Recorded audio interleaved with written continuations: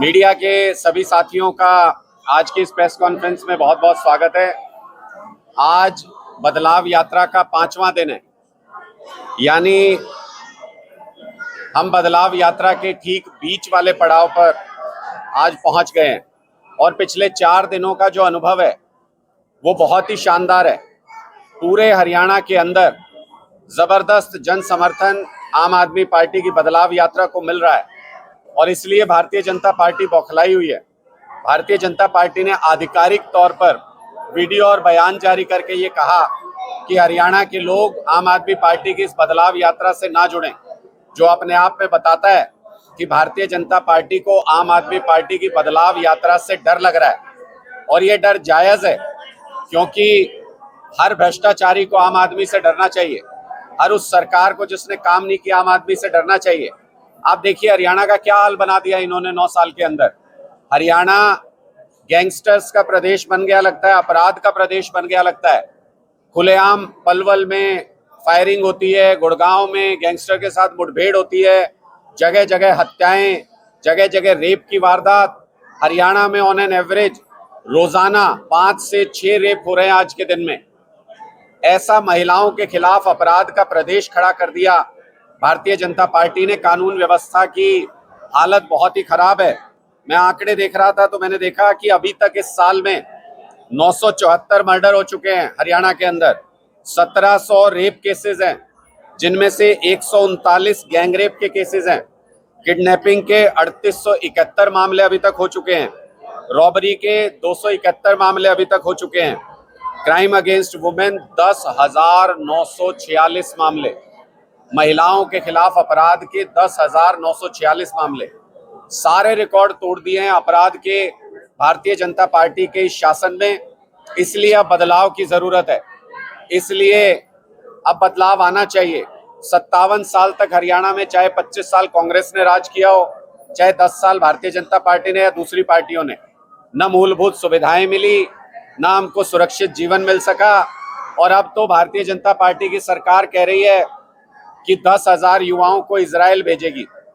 2 लाख सरकारी नौकरी खाली है हरियाणा के अंदर, 2 लाख पद खाली है, लेकिन हमारे 10,000 युवाओं को इजराइल में, जहां युद्ध चल रहा है, जहां से सारे देशों के युवा नौकरी छोड़ छोड़ के चले गए, वहां पे हमारे हरियाणा के बच्चों को मरने के लिए भेजना चाहते हैं खट्टर साहब।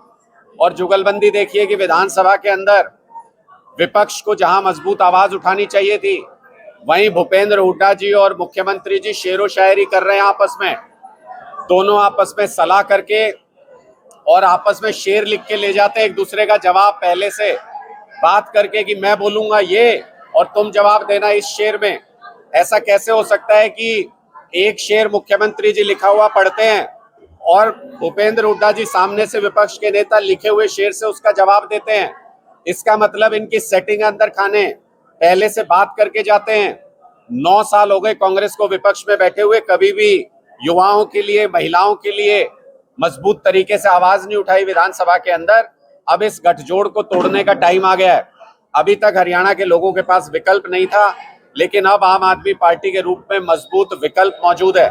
और आज जिस तरीके की यात्रा किलोई विधानसभा क्षेत्र में, गढ़ी सांपला किलोई विधानसभा क्षेत्र में हम निकालने जा रहे हैं, वो बदलाव यात्रा इस इलाके का पूरा राजनीतिक समीकरण बदल के रख देगी। वाकई में बदलाव यात्रा से इस पूरे इलाके के लोगों के मानस में बदलाव आना शुरू होगा, ऐसी मैं उम्मीद करता हूं।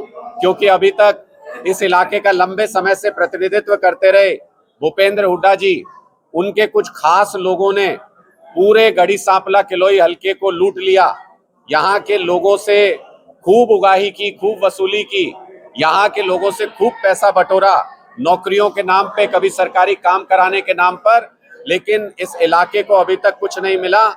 हमें पूरी उम्मीद है कि ये इलाका भी बाकी पूरे हरियाणा की तरह बदलाव को चुनेगा, व्यवस्था परिवर्तन को चुनेगा और आम आदमी पार्टी का साथ देगा। आपके कोई प्रश्न है तो आप पूछ सकते हैं। हर पार्टी कोई ना कोई यात्रा निकाल रही है, क्या आम आदमी पार्टी उन्हीं पार्टियों की राह पर चल पड़ी? देखिए, मुझे बताइए, आप कांग्रेस ने यात्रा निकाली मान लीजिए, तो उस यात्रा का क्या मतलब है? कांग्रेस की यात्रा का 25 साल तो राज किया हरियाणा के ऊपर, जो कुछ करना था चेंज कर देते, यात्रा क्यों निकाल रहे हैं? अब भारतीय जनता पार्टी है, 52-55 यात्राएं चल रही है हरियाणा के अंदर। अरे भाई यात्रा करके क्या करोगे यार, 9 साल से कुर्सी पे बैठे हो। जो कुछ बदलाव करना है, जो कुछ लोगों का भला करना है करिए। आप सत्ता के अंदर बैठे हैं तो उनकी यात्रा भी बेमानी है। ये सब यात्राएं निकालते हैं राजनीति करने के लिए। आम आदमी पार्टी यात्रा निकाल रही है बदलाव करने के लिए, व्यवस्था में बदलाव, ताकि हमारे स्कूल अच्छे हों, हमारे अस्पताल अच्छे हों, हमारे यहाँ 24 घंटे बिजली आए, मुफ्त बिजली आए, हमारे यहाँ पानी की व्यवस्था अच्छी हो, हमारे यहाँ जो सड़कें बनी हैं, जो भी सड़कें बनी हैं उनकी वसूली हमसे नहीं की जाए। ये टोल टैक्स जगह जगह जो लगा रखे हैं, पंजाब में हमने ये टोल टैक्स की लूट हटाई है, हरियाणा के अंदर भी सरकार बनते ही टोल टैक्स की लूट हटाएंगे। और 2 लाख सरकारी पद, आम आदमी पार्टी की सरकार जैसे ही आई 2 लाख सरकारी पद जो खाली पड़े हुए हैं उनको पहली कलम से भरने का काम करेंगे। अभय सिंह चौटाला कहते हैं कि आम आदमी पार्टी के नेता दिल्ली और पंजाब के काम दिलवाते हैं। अब पंजाब में आम आदमी पार्टी की सरकार है तो हरियाणा का पानी एसवाईएल का क्यों नहीं दिलाते? ये अभय सिंह चौटाला जी भी इनेलो, जेजेपी, बीजेपी, कांग्रेस, ये सारे मिले जुले हैं आपस में। मैं ये पूछना चाहता हूँ, ये 57 साल तक यही लोग राज में थे ना। कभी चौटाला साहब राज में थे, कभी हुड्डा साहब राज में थे, कभी बीजेपी राज में रही, और तीनों जगह पे रहे, केंद्र में भी, पंजाब में भी और हरियाणा के अंदर भी। क्यों नहीं समाधान किया इस समस्या का? क्यों बेवकूफ बनाते रहे हरियाणा के लोगों को 57 साल तक? इनको खूब मौके मिले। और अब तो सबसे लेटेस्ट 2019 में प्रधानमंत्री मोदी हरियाणा के अंदर रैली में कह के गए कि भाई 70 साल से पाकिस्तान में जा रहा है पानी बह के, मोदी पाकिस्तान जाने वाले उस पानी को रोकेगा और हरियाणा, पंजाब, राजस्थान के किसानों को देगा। 4 साल हो गए मोदी जी, कहाँ है वो पानी? दुश्मन देश में पानी बह के जा सकता है, लेकिन पंजाब के, हरियाणा के, राजस्थान के किसानों को नहीं मिल सकता। किसको बेवकूफ समझते हो? ये लोग आज तक इन मुद्दों के ऊपर राजनीति करते आए हैं। आम आदमी पार्टी मुद्दे सुलझाने में यकीन करती है, ये लोग इन पे राजनीति करते हैं। चौटाला साहब और अकाली दल कोई अलग है क्या? इनके रिश्ते कैसे हैं सबको मालूम नहीं है क्या? इन्होंने क्या किया इतने सालों में? इन्होंने राजनीति की, हरियाणा में बोले लेके रहेंगे, वहां बोले देंगे नहीं, तो ये सरासर राजनीति है। कांग्रेस के नेता भी अलग अलग भाषा बोलते हैं दोनों प्रदेशों में, बीजेपी के नेता भी अलग अलग भाषा बोलते हैं, भाई को भाई से लड़ाते हैं। किसान आंदोलन में हरियाणा और पंजाब के किसान इकट्ठे हो गए, इसलिए इनकी रातों की नींद उड़ गई कि ये किसान एक कैसे हो गया, सरकार के खिलाफ कैसे खड़ा हो गया, केंद्र सरकार को झुका कैसे दिया।